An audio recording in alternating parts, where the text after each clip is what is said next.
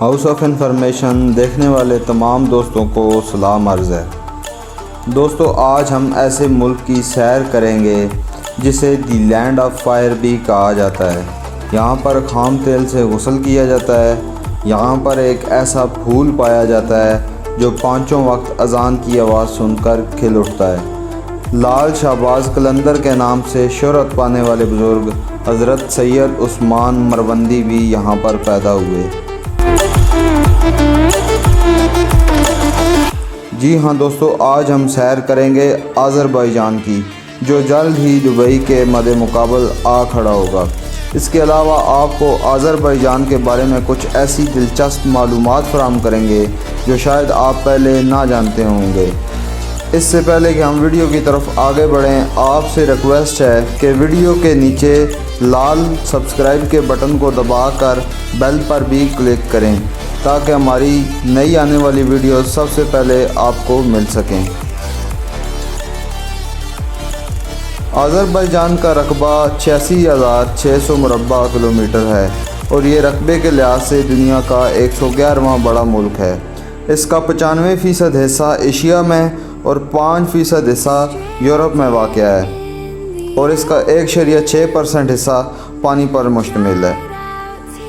مشرقی یورپ اور مغربی ایشیا کے درمیان اس ملک کے مشرق میں بحیرہ قزوین، شمال میں روس، مغرب میں آرمینیا اور ترکی، شمال مغرب میں جارجیا اور جنوب میں ایران واقع ہے۔ آذربائیجان کی کل آبادی 1 کروڑ ہے، جس میں سے 91% آذربائیجانی، 2% لیزگین، 1.3% آرمینین، 1.3% رشین، 1% تالش اور 2.4% دیگر نسلوں کے لوگ رہتے ہیں۔ آذربائیجان کی کرنسی منات ہے جو کہ 40 انڈین جبکہ 86 پاکستانی روپوں کے برابر ہے۔ یہاں کا کالنگ کوڈ +994 ہے اور ڈرائیونگ رائٹ سائڈ پر کی جاتی ہے۔ انٹرنیٹ ڈومین AZ ہے۔ آذربائیجان میں مسلم اکثریت کے باوجود یہ ایک سیکولر ملک ہے جس کی 80% آبادی شیعہ مسلمان، 15% سنی مسلمان، 4% عیسائی اور 1% باقی مذاہب کے ماننے والوں کی ہے۔ آئین کے مطابق آذربائیجان کا پورا نام دی ریپبلک آف آذربائیجان ہے۔ ملک کی قومی زبان آذربائیجانی ہے۔ اس کے علاوہ رشین، آرمینین اور انگریزی بھی بولی جاتی ہے۔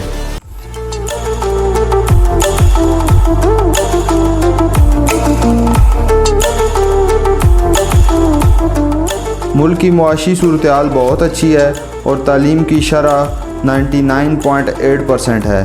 لوگوں کا طرز رہائش بہت اچھا ہے۔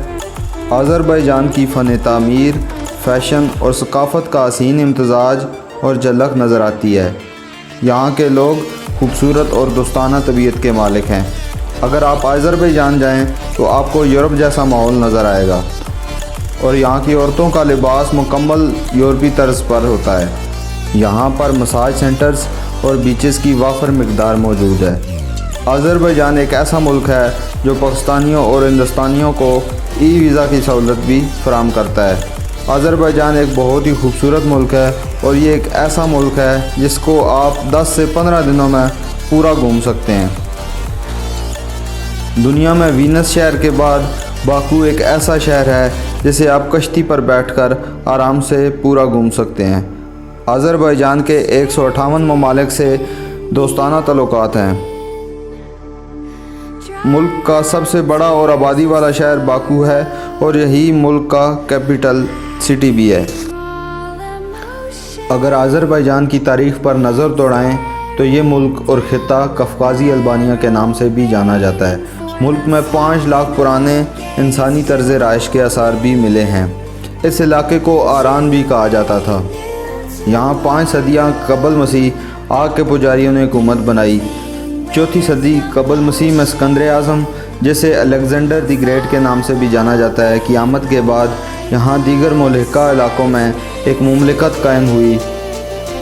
عرب خلیفہ نے یہاں ساسانیوں اور بازنطینیوں کو شکست دے کر قفقازی البانیہ موجودہ آذربائیجان کو فتح کر لیا اور اس کو خلافت عثمانیہ میں شامل کر دیا۔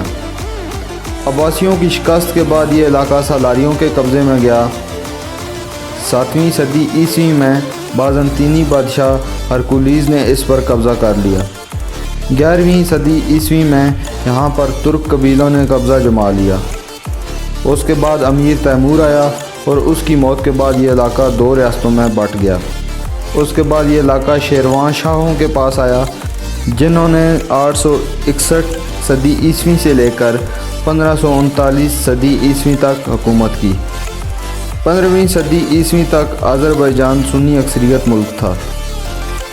1603 میں عباس اول نے اس پر قبضہ کر لیا اور علاقہ تقریباً 200 سال ایرانی بادشاہوں کے قبضے میں رہا۔ 17ویں صدی عیسوی میں شاہ اسماعیل صفوی نے اقتدار سنبھالا اور ظلم کا ایسا بازار گرم کیا جس کی مثال نہیں ملتی۔ بچے وہی جنہوں نے شیعہ مذہب قبول کر لیا۔ 1918 میں روس نے اس خطے پر قبضہ کر لیا۔ 70 سال تک سوویت یونین کے قبضے میں رہنے کے بعد 1991 میں روس کو افغانستان میں شکست ہوئی اور اس کے ٹکڑے ہو گئے، اور اس طرح آذربائیجان کو آزادی کا سورج طلوع ہوتا دیکھنے کو ملا۔ اسی وجہ سے آذربائیجان کے لوگ 30 اگست کو اپنا یوم آزادی مناتے ہیں۔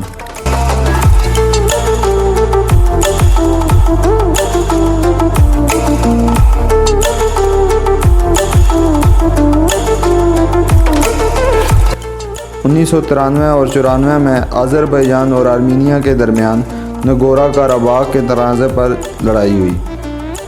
1996 میں 3 نکات پر مذاکرات ہوئے اور رضامندی ہوئی اور یہ لڑائی ختم ہوئی۔ اس لڑائی کے دوران روس نے آرمینیا کا ساتھ دیا اور اسے اسلحہ بھی فراہم کیا، جس کی وجہ سے آذربائیجان نے 1999 کو روس سے اجتماعی دفاعی تعاون کے معاہدے سے علیحدگی اختیار کر لی۔ 2002 میں پاکستان اور آذربائیجان کے درمیان اقتصادی تعاون کے سمجھوتے پر دستخط ہوئے اور دونوں ملکوں نے ایک دوسرے کے درمیان ریلوے لائن بچھانے کا فیصلہ بھی کیا۔ ملک کی پیداواری چیزوں میں کپاس، تمباکو، گندم اور پھل وغیرہ اہم ہیں۔ تقریباً 50% حصہ قابل کاشت ہے اور پہاڑی علاقوں میں بھیڑ بکریاں پالی جاتی ہیں۔ معدنیات میں تیل، گیس، لوہا، تانبا، سیسا اور نمک اہم ہیں۔ گیس اور تیل آذربائیجان کے 2/3 حصے پر پائے جاتے ہیں۔ پہلی جنگ عظیم سے پہلے آذربائیجان آدھی دنیا کو تیل فراہم کرنے والا اکیلا ملک تھا۔ آئرن، ٹیکسٹائل اور ٹورزم اس ملک کی آمدنی کے بہترین ذرائع ہیں۔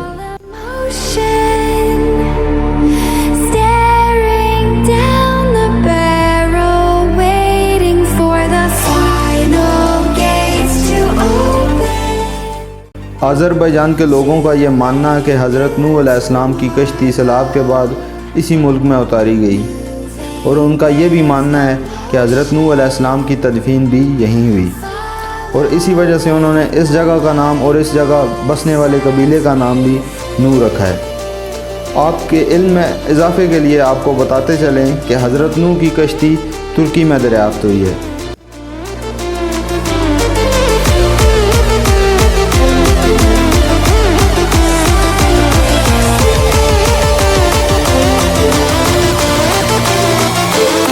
یہاں کے لوگ بہت زیادہ توہم پرست ہیں اور 11ویں اور 12ویں صدی عیسوی کی توہمات کو ابھی تک زندہ رکھے ہوئے ہیں۔ ان کے مطابق رات کو کسی کو بھی کھانے پینے اور قرض میں پیسے نہیں لینے چاہیے، کینچی کے ساتھ بلیڈ نہیں رکھنا، اور کسی خالی بالٹی والے شخص کا سامنا بالکل نہیں کرنا، کیونکہ یہ بدقسمتی کی علامت ہے۔ ملک کی مشہور جگہوں میں کارپٹ میوزیم، جو کہ شکل کے اعتبار سے ایک لپٹے ہوئے قالین جیسا ہے، اور دنیا کا سب سے بڑا KFC بھی قابل ذکر ہے۔ آذربائیجان میں برننگ ماؤنٹین یا نار داغ ایک ایسی جگہ ہے جو پچھلی کئی صدیوں سے جل رہی ہے۔ دنیا کے مٹی کے آتش فشانوں کا آدھا حصہ آذربائیجان میں پایا جاتا ہے۔ آذربائیجان میں زیادہ تر سیاحوں کو پیئنگ گیسٹ ہی رکھا جاتا ہے۔ آذربائیجان میں چائے کے ساتھ کچھ میٹھا کھایا جاتا ہے، اور دنیا کا سب سے زیادہ تربوز بھی یہیں پیدا ہوتا ہے۔ پین کیک آذربائیجان میں بہت شوق سے کھایا جاتا ہے اور یہاں کی نیشنل ڈش بھی ہے۔ آذربائیجان میں دانت خراب ہونے کی وجہ سے لوگ سونے کے دانت لگوانا پسند کرتے ہیں۔ آذربائیجان میں میڈیا پر سخت پابندی ہے اور میڈیا کوئی بھی خبر حکومت کی اجازت کے بغیر نہیں دکھا سکتا۔ آذربائیجان کا قومی کھیل میوزک بجانا ہے، جو کہ ایک حیران کن بات ہے۔